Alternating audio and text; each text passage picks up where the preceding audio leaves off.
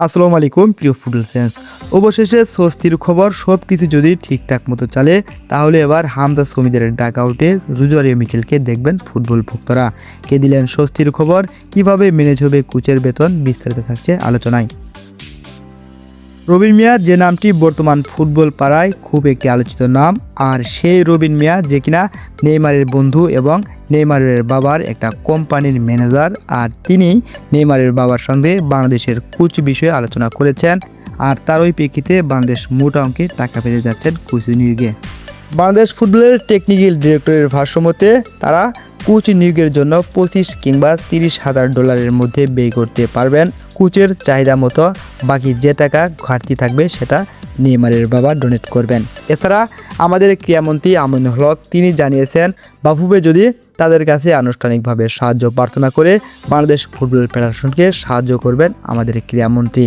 Football প্রেমী বন্ধুরা, ক্রীড়ামন্ত্রী আমিনুল হক এবং নেইমারের বাবা তারা যদি সাহায্য করেন ভালো মাপের একটা কোচ নিয়োগ করার জন্য, সেটা হবে বাংলাদেশের জন্য সবচেয়ে বড় সুখবর। বাংলাদেশের ফুটবল ভক্তরা অনেক দিন থেকে দেখতে চান ডাক আউটে এমন একজন ব্যক্তিকে যে কিনা নিজের ইচ্ছায় দল সিলেকশন করতে পারবেন, প্রপার প্লেয়ারদেরকে গেম টাইম দিবেন আর একের পর এক ম্যাচে জয়লাভ করবেন। এই বিষয়টা এতদিন আমাদের স্বপ্ন ছিল, আজ সেই স্বপ্ন পূরণ হতে যাচ্ছে। আশা করি আমরা রোজারিও মিকেল কিংবা একটা ভালো মাপের কোচ বাংলাদেশের ডাক আউটে দেখব। এছাড়াও আমি গত ভিডিওতে আলোচনা করেছি কোচের বেতন জোগাড় করার জন্য বাংলাদেশ কোন কোন খাত থেকে সেই টাকা জোগাড় করতে পারবে। তার মধ্যে প্রথম উৎস হলো বাংলাদেশ যে দেশের কোচ নিয়োগ করবেন সেই দেশের হাই কমিশন কিংবা এমবাসি থেকে বেশ কিছু টাকা অনুদান পেতে পারেন। তাছাড়া ফিফা কিংবা এএফসির মতো সংগঠন থেকে বাংলাদেশ প্রতি বছর বেশ কিছু টাকা অনুদান পায়। কোচ, টেকনিক্যাল ডিরেক্টর এবং প্রাসঙ্গিক খরচের জন্য যে টাকাগুলো পায় সেখানে যদি বাংলাদেশ একটু সেভ করে তাহলে একটা কোচের বেতনের টাকার কম হওয়ার কথা না। এছাড়াও বাংলাদেশকে বেশি বেশি ফ্রেন্ডলি ম্যাচের আয়োজন করতে হবে।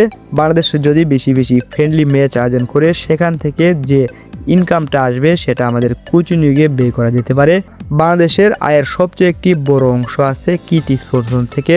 বাংলাদেশ দৌড়ের সাথে যে একটা চুক্তিতে লিপ্ত হয়েছে, জানি না সেখান থেকে কত টাকা আসে, তবে আমার জানা মতে সেখান থেকে বেশি একটা লাভ্যাংশ আসে না, শুধু যাত্রী কেনা বেচার জন্য বেশ কিছু টাকা বাফুফের কাছে আসে। আর সেই টাকা দিয়ে হচ্ছে না, যদি সেখানে তারা টাকা কম দেয় আমার মতে সেই চুক্তি এখনই বন্ধ করা উচিত এবং নতুনভাবে চুক্তি করা উচিত। আর এখান থেকে যে টাকাগুলো ইনকাম হবে তা দিয়েই ভালো মানের একটা কোচ নিয়োগ করা যেতেই পারে। আপনার কি মনে হয়, রোজারিও মিকেল নাকি অন্য কোচ বাংলাদেশের জন্য বেস্ট হবে? আপনি কমেন্টে মতামত জানাতে ভুলবেন না। ধন্যবাদ সবাইকে। আসসালামু আলাইকুম।